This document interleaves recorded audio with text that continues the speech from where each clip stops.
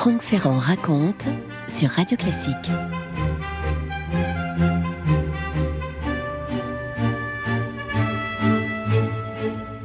Au fond d'un trou vivait un hobbit. Non pas un trou immonde, sale et humide, rempli de bouts de verre et de moisissures, ni encore un trou sec, dénudé, sablonneux, sans rien pour s'asseoir ni pour se nourrir. Non, c'était un trou de hobbit, d'où un certain confort. Cette phrase d'ouverture toute simple, cette incipit de Bilbo le Hobbit, amorce toute une mythologie moderne. C'est le prologue d'une œuvre gigantesque née de la vie, née des passions d'un certain John Ronald Reuel Tolkien. Par ce premier pas, Tolkien invitait le public à découvrir la terre du milieu, un univers à la fois familier et étranger, et puis un espace d'évasion, mais aussi de réflexion qui continue de fasciner des générations de lecteurs. Ce monde, l'auteur l'a créé pour fournir un cadre au langage qu'il a conçu. Il l'a voulu le plus complet, le plus cohérent, il l'a voulu le plus convaincant possible. Pour le Hobbit, Tolkien se souvient de sa toute première source d'inspiration. C'est intéressant de savoir comment l'idée vient à un auteur. Je le cite. « Je revois encore le coin de ma maison au 20 Northmouth Road quand c'est arrivé. J'avais une énorme pile de copies d'examens et noter des examens durant l'été est une lourde tâche, très laborieuse, très ennuyeuse aussi, hélas. Je me rappelle avoir ramassé une copie où il y avait, je lui ai presque donné un point supplémentaire, 5 points supplémentaires, une page laissée vierge. Magnifique, rien à lire. Alors j'ai griffonné dessus. Ne me demandez pas pourquoi. Au fond d'un trou vivait un hobbit. Franck Ferrand sur Radio Classique. Ce besoin de créer des mondes, de construire des mythes, d'aller les fouiller, Tolkien le portait en lui, et ce depuis l'enfance. Était né en Afrique du Sud, Tolkien, en 1892, et très tôt, il a connu la douleur de la perte. Ça va marquer toute son œuvre littéraire. Et il disait, en 1968, je le cite, « Une histoire humaine ne parle pratiquement toujours que d'une seule chose, la mort, l'inévitabilité de la mort. » Toujours est-il que pour des raisons de santé, Tolkien est revenu en Angleterre avec sa mère et son frère et qu'ils ont laissé derrière eux le père qui est resté en Afrique où il va finir par succomber à une maladie. Et durant l'été 1896, la famille s'installe dans un petit cottage en briques à Sayre Hall, un village qui n'est pas très loin de Birmingham, on est au sud de Birmingham, et c'est là que le jeune Tolkien découvre un univers nouveau, peuplé de forêts mystérieuses, de rivières qui sinuent comme ça au milieu de la végétation et qui vont nourrir son imaginaire. Et dès son plus jeune âge, il se passionne pour les histoires. Sa mère lui raconte des contes de fées, elle lui raconte des légendes. Mabel, c'est son nom. Notamment des légendes issues de la mythologie nordique et des récits celtiques. Ça va beaucoup imprégner l'imaginaire du gamin, évidemment. Des histoires qui vont le fasciner autant par le pouvoir des mots et la magie des récits que par toutes les résonances que ça entraîne. Tolkien commence bientôt à créer ses propres histoires et même, c'est plus étonnant, il va bientôt créer ses propres langues. En 1900, sa mère, qui était anglicane, décide de se convertir au catholicisme et elle va élever ses 2 enfants dans cette foi. Et là encore, le catholicisme va beaucoup influencer l'œuvre de Tolkien.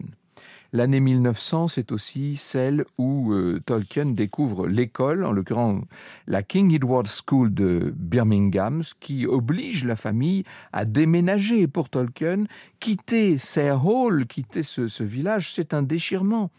Il vient de passer là 4 années qui me semblèrent les plus longues, les plus enrichissantes de toute ma vie. C'est aussi une question d'âge. À cet âge-là, les années paraissent durer des décennies. À la King Edward School, Tolkien découvre le grec ancien et le vieil anglais. Tout ça attire cet intérêt qu'il avait déjà pour les langues un peu bizarres, pour les langues germaniques, pour la philologie.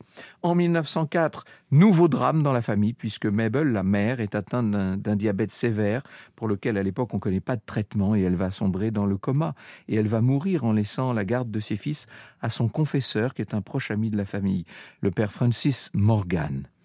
Après un passage chez leur tante, les 2 garçons sont accueillis par une famille qui s'appelle la famille Faulkner, et c'est là que Tolkien, il a 16 ans à l'époque, va rencontrer une jeune fille qui a 3 ans de plus que lui, qui loge dans la chambre juste au-dessous de la sienne et qui s'appelle Edith Bratt. Et entre elle et Tolkien, c'est d'abord une amitié, mais c'est une amitié si forte, si belle, qu'elle devient un amour. À côté de ça, Tolkien s'est lié d'amitié avec 3 camarades d'école, avec qui il va fonder le TCBS, c'est-à-dire le Tea Club and Barrovian Society. C'est une espèce de groupe qui se réunit dans un salon de thé, le salon de thé des Barrows Store, d'où le nom de Barrovian Society. On est dans le centre de Birmingham, L'ambition de la petite société, c'est de réformer en profondeur le monde à travers les différents arts que pratiquent les membres. C'est un peu utopique, mais ce sont des gamins.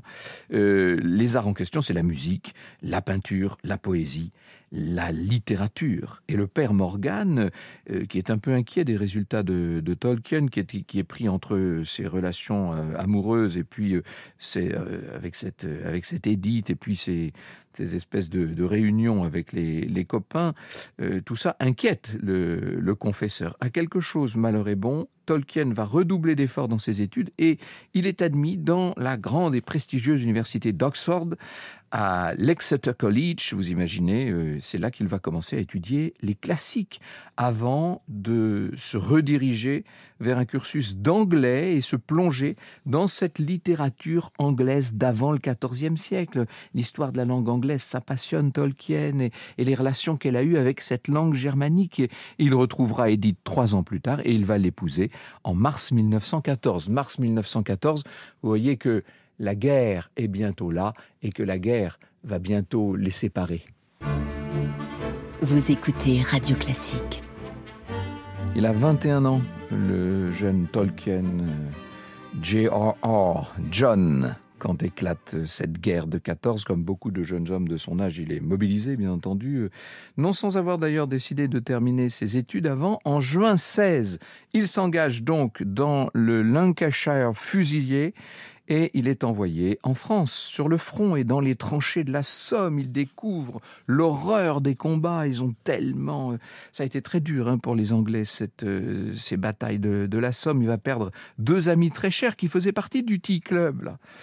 Et la guerre dévaste sa génération et Tolkien tombe lui-même gravement malade. Il a ce qu'on appelle ordinairement la fièvre des tranchées et il est rapatrié en Angleterre en novembre 1916. Ces expériences, ces pertes tragiques, toute cette souffrance, tout ça là, a laissé des cicatrices, bien sûr, et ça va influencer ses futurs écrits. Tolkien va trouver une manière de transcender cette douleur en créant un monde où la lutte entre le bien et le mal serait omniprésente, avec des batailles épiques, mais qui toujours sont ancrées dans la lutte morale des personnages. Des écrits qui commencent à prendre forme sous la plume d'un homme qui a vu l'effondrement de son monde, pour ne pas dire de sa civilisation, qui aspire à une histoire intemporelle qui la rapprocherait d'une certaine manière des grands mythes, ces grands mythes qui ont bercé son enfance et avec lesquels il est devenu très familier. Pendant sa convalescence, il a commencé à travailler sur ce qu'il appelle les contes perdus. C'est des récits épiques qui d'ailleurs vont poser les bases de ce qui deviendra la Terre du Milieu.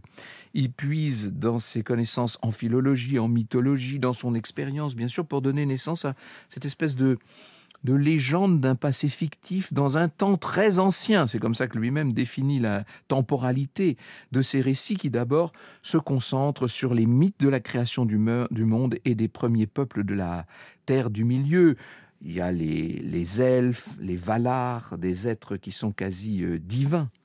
Tolkien crée un cadre complexe où ces premiers contes vont s'entrelacer pour former une mythologie pour l'Angleterre, comme s'il s'agissait en quelque sorte d'aller compléter le folklore britannique. D'ailleurs, la particularité de cet univers créé par Tolkien, c'est qu'il n'a pas lieu sur une autre planète ou dans une autre dimension. Il s'agit simplement d'un passé de la Terre, mais qui serait un passé imaginaire. Je le cite.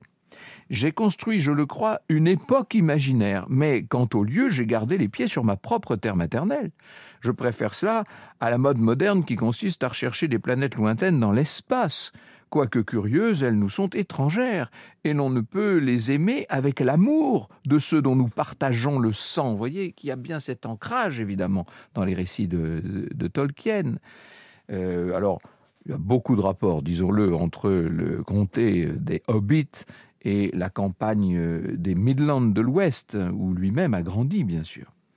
Ces premiers écrits vont former plus tard une partie du Silmarillion, qui est un recueil de légendes, d'histoires anciennes, qui vont poser donc tous les fondements de la Terre du Milieu avec la description de ses habitants. Et c'est à cette époque que Tolkien commence à élaborer des langues comme le Quenya, le Sindarin, qui sont inspirés respectivement du finnois et du gallois. Et pour lui, la langue qui est au cœur de l'identité de ces peuples imaginaires, c'est la langue qu'en quelque sorte il crée. Il y a quelque chose de démiurgique dans ce travail, bien entendu. Chaque mot, toute la syntaxe qu'il élabore, tout ça contribue à la culture, à l'histoire des gens. Parce que la Terre du Milieu, c'est pas seulement une série de paysages et de personnages, c'est quelque chose de plus profond, des langues, des récits, des traditions, bref, c'est une civilisation qui s'enracine dans cette mythologie complexe. Et cet univers, Tolkien le façonne en parallèle à sa propre carrière académique. Il est prof d'anglais en 24, il a 32 ans à l'époque. C'est le moment où naît son troisième fils, Christopher. L'année suivante, il est élu professeur d'anglo-saxon à Oxford, s'il vous plaît. Et ça lui permet de poursuivre ses recherches philologiques, d'enrichir son univers littéraire à Oxford. Il fait la connaissance de Lewis, l'auteur des Chroniques de Narnia, avec qui il va fréquenter les Inklings. Ça, c'est un club d'amis qui se réunissent pour boire et fumer, c'est sûr, et plaisanter, mais aussi pour discuter, lire à haute voix, commenter, orienter leurs travaux, discuter des textes qu'ils sont en train de composer. C'est un bouillon de culture extraordinaire, ce club des Inklings. Comment est-ce qu'on pourrait dire de ceux qui écrivent. C'est à peu près à cette époque aussi que Tolkien commence à imaginer un livre qui serait né des histoires qu'il racontait à ses enfants, un livre qui raconterait les histoires d'un homme de petite taille, vivant une vie paisible au fond d'un trou, sous une colline. Franck Ferrand sur Radio Classique. En 1937, après pas mal d'hésitations, de retour en arrière, de remaniements, Bilbo le Hobbit est publié. Ça avait commencé comme une histoire de bonne nuit les enfants et ça devient un mythe tout de suite de la littérature. C'est un grand succès. Les aventures de Bilbo Sackett, ce hobbit paisible, entraîné malgré lui dans une quête périlleuse, ces aventures vont très vite trouver leur public. Et derrière le ton qui a l'air comme ça enfantin et limpide, les lecteurs entrevoient la profondeur de tout ce monde tissé de mythes. Le roman est salué par la critique. Son succès encourage les éditeurs à demander une suite qui va venir avec le Silmarillion, cette immense mythologie de la Terre du Milieu sur laquelle travaillait Tolkien depuis déjà 2 décennies. Mais son éditeur lui fait comprendre que c'est pas ce qu'attendent les gens. Pendant les années qui suivent, Tolkien va donc travailler sur une suite de Bilbo le Hobbit, pour qui il pensait n'avoir plus rien à dire. En fait, ça va s'avérer bien plus ambitieux que tout ce qu'il avait imaginé. Ce projet, qui au départ devait être une continuation des aventures de Bilbo, se transforme en une épopée. Et quelle épopée! Quelque chose de grandiose, totalement influencé par la vision qu'a Tolkien du monde. C'est une philosophie qu'il est en train de faire advenir en introduisant les personnages de Frodon, le neveu de Bilbo, dont la quête est de détruire l'anneau magique de son oncle et ainsi de terrasser le pouvoir maléfique de Sauron. Ce sera le Seigneur des Anneaux, c'est ça qui va sortir, bien sûr, roman monumental où l'ombre de la guerre, de la mort, les questions de pouvoir, de corruption, le thème de la lutte du bien et du mal, tout ça est au cœur de ce roman rayonnant. Tolkien mettra 15 ans à écrire son Seigneur des Anneaux, qui sera publié en 3 volumes entre 1954 et 1955. Franck Ferrand sur Radio Classique. Et donc, avec le Seigneur des Anneaux, Tolkien ne se contente pas d'offrir une suite à Bilbo. Il donne naissance à une espèce de genre littéraire. Ce qui est en train de naître, c'est un genre qui jusqu'alors n'avait pas encore existé, en tout cas pas à ce niveau-là. son récit établit les bases de ce qu'on va appeler l'heroic fantasy, la littérature de fantaisie riche en mythes, en symboles, où l'attention aux détails, la cohérence de l'univers est primordiale. Tout est symbole. On se meut au milieu de symboles, de reflets de ces symboles. Le succès de l'œuvre est invraisemblable. Le public du Seigneur des Anneaux va devenir très très très vaste. On a depuis longtemps fait exploser les cercles littéraires. Là, dans les années 60, la trilogie est un phénomène de société, notamment auprès des jeunes générations, bien sûr.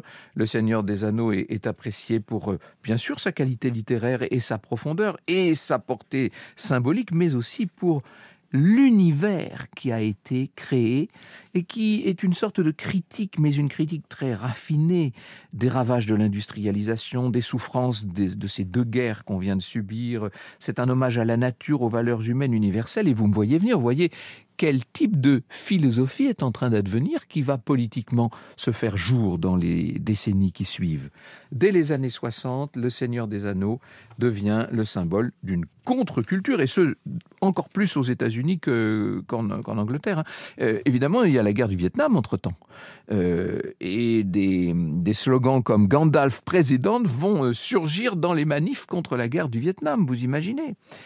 En 1977, c'est-à-dire là on est 4 ans après la mort de l'écrivain, son fils Christopher, après avoir rassemblé et donné un sens aux milliers de papiers que son père avait laissés en vrac après sa mort, son fils Christopher va publier le Silmarillion, donc qui est la genèse des premiers âges de la Terre du Milieu.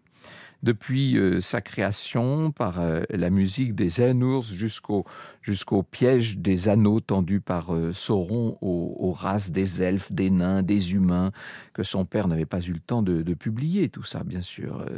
Tout ça crée une sorte de grande trilogie, si vous voulez, le Silmarillion, le Hobbit, le Seigneur des Anneaux. La mythologie est complète et l'héritage de Tolkien va culminer avec les adaptations cinématographiques dont vous avez entendu les bandes originales, bien sûr, les bandes originales, pardon. Ce qui va donner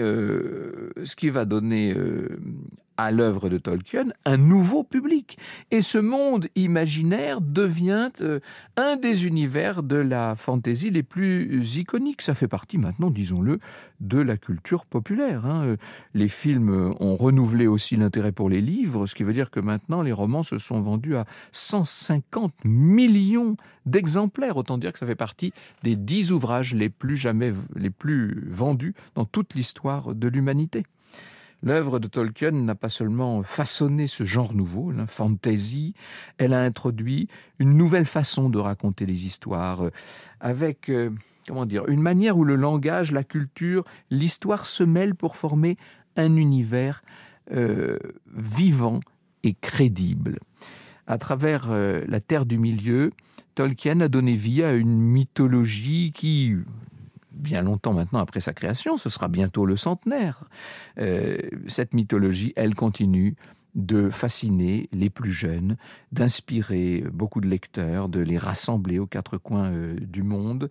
L'auteur de Game of Thrones, notamment, vous savez, Martin, disait « Nous ne devrions jamais oublier que le voyage a commencé à cul-de-sac et que nous marchons tous, toujours, dans les pas de Bilbo. » Vous écoutez Radio Classique.